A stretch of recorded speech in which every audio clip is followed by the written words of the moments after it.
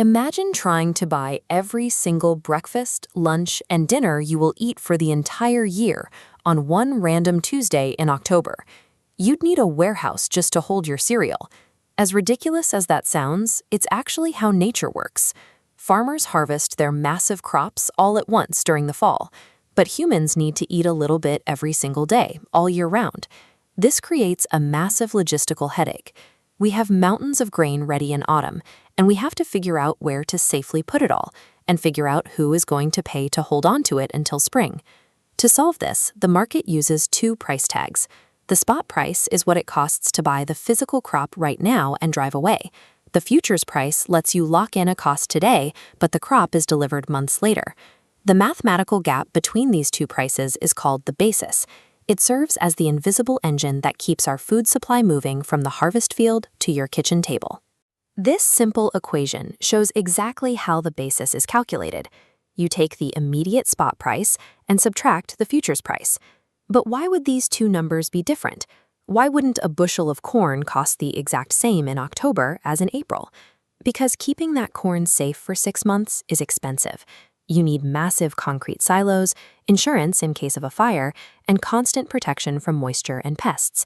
In the industry, this physical reality is called the cost of carry. When winter hits, the sheer scale of keeping millions of tons of food dry and secure from freezing temperatures takes a toll on physical infrastructure.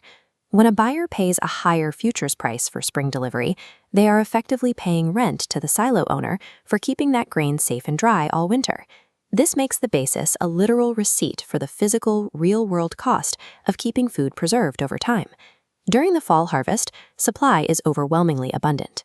Farmers are trying to unload mountains of crop all at once, and because silos are filling up fast, sellers discount the immediate spot price to move the grain. This creates a negative basis.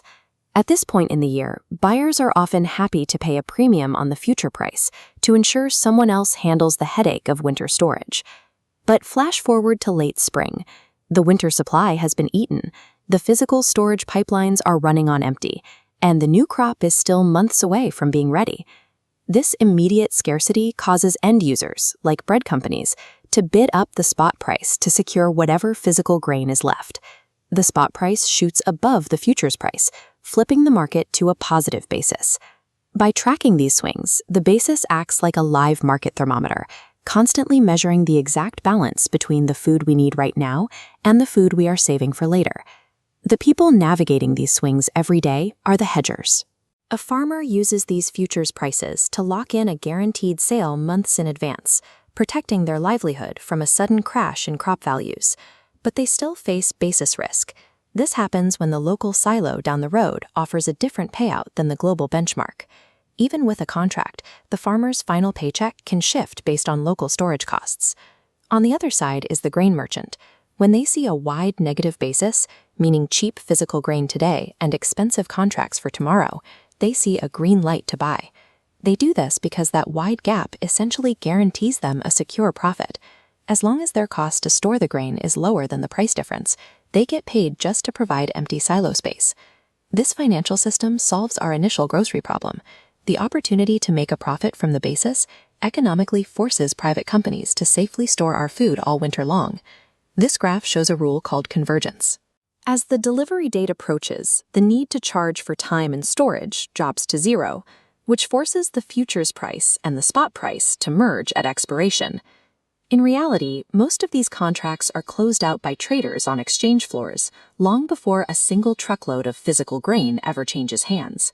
Which brings us right back to that impossible, year-long grocery trip we imagined earlier. The ability to buy a box of cereal in May for the same price as October is the result of farmers, storage experts, and these hidden market mechanics working together to stabilize the cost of our food.